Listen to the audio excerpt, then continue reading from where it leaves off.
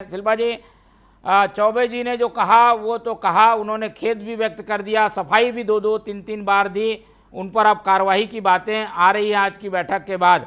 लेकिन ये चमचा संस्कृति की बात कहकर एक बार फिर से आप लोग अपने कार्यकर्ताओं पर उंगली उठा रहे हैं, उन पर संदेह व्यक्त कर रहे हैं, उन्हें चमचा जैसी उपमा दे रहे हैं। क्या ये उचित है क्या? नमस्कार मोहन जी, सबसे पहले तो आपको जन्मदिन की शुभकामनाएं देती हूँ। ईश्वर से आपके दीर्घायु होने की कामना करती हूँ। धन्यवाद। देखिए मोहन जी, आज जो बात हो रही है शब्द की राजनीति, ये जो चमचा शब्द है वो सामान्य बोलचाल में उपयोग होने वाला शब्द है। हम लोग सब छत्तीसगढ़िया हैं और चरणदास महंत जी एक जमीनी स्तर के नेता हैं, बहुत ही साधारण और छत्तीसगढ़िया नेता के रूप में सरल, सुलझे हुए, सामान्य बोलचाल और जनता से जुड़ी हुई बातें करने की उनकी विशिष्टता है।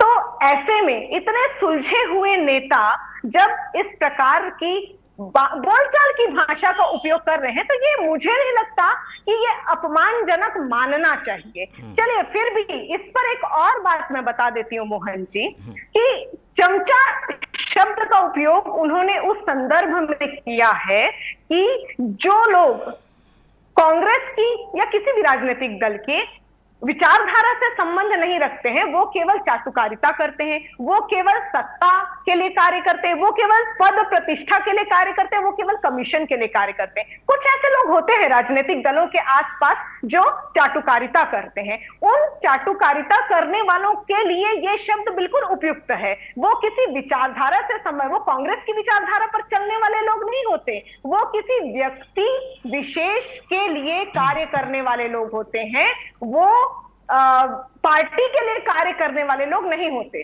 मोहन जी, इसको और एक बात और विस्तृत से मैं बताती हूं कि चमचे शब्द का अर्थ जानना है तो वो उन लोगों से जान सकते हैं कि रमन सिंह ने जिस प्रकार से कमीशन खोरी पर चेतावनी देते हुए निर्देश दिए थे, आदेश दिए थे, उस जमाने में भूपेंद्र सवन्नी ने 3% कमीशन लिया था। ऐसे लोग चमचे कहलाते हैं। जिस प्रकार से जिन लोगों के लिए ऐसे मंत्री जो जमीन बेचने को तैयार हो जाते हैं, आज बीजेपी में यही स्थिति दिख रही है। राजस्व मंत्री, स्वास्थ्य मंत्री किन लोगों के बहकावे में आकर के ऐसे कार्य करते हैं, जमीन बेचने को तैयार हो जाते हैं, अपने दायित्वों को नहीं निर्वहन करते हैं। तो ऐसे लोगों को चमचा कहा जाता है। तो कांग्रेस के कार्यकर्ता कर्मठ हैं, कांग्रेस के कार्यकर्ता कांग्रेस की विचारधारा से और जमीनी स्तर से जुड़े हुए मुद्दों पर आवाज उठाते हैं। विपक्ष की भूमिका में कांग्रेस एक सकारात्मक और मजबूत विपक्ष का कार्य कर रही है। तकलीफ भारतीय जनता पार्टी को इसी बात से हो जाती है। ठीक है, लेकिन चौबे जी ने जो कहा, क्या उसे ये नहीं माना जाएगा कहीं उसी संदर्भ में तो ये महंत जी नहीं कह रहे हैं, उनको तो कहीं चमचा नहीं कहा जा रहा है? देखिए, मैंने चमचा का विस्तृत संदर्भ आपको बताया है। हमारे जो नेता हैं, मेरी आवाज आ रही है? जी आ रही है। हमारे जो नेता हैं वो अनुभवी, परिपक्व नेता हैं, सुलझे हुए नेता हैं और आपस में सब एक साथ समन्वय के साथ कार्य करने वाले नेता हैं। हमारे शीर्ष नेतृत्व जिस प्रकार से समन्वय स्थापित कांग्रेस में कोई चमचा नहीं है, हम ठीक है मान गए, प्रसंग लिया जाता है, इसीलिए बैठकें करते हैं। ठीक है, चलिए चौहान जी, कांग्रेस में कोई नहीं है, बीजेपी में लेकिन ज्यादा है। नीति है, तानाशाही है। ठीक है, आ गई बात, आ गई। चलिए, कांग्रेस में कोई नहीं है, हम भी मान गए, बीजेपी को आ गए शिल्पा जी, आ गए, आपकी बात आ गई है।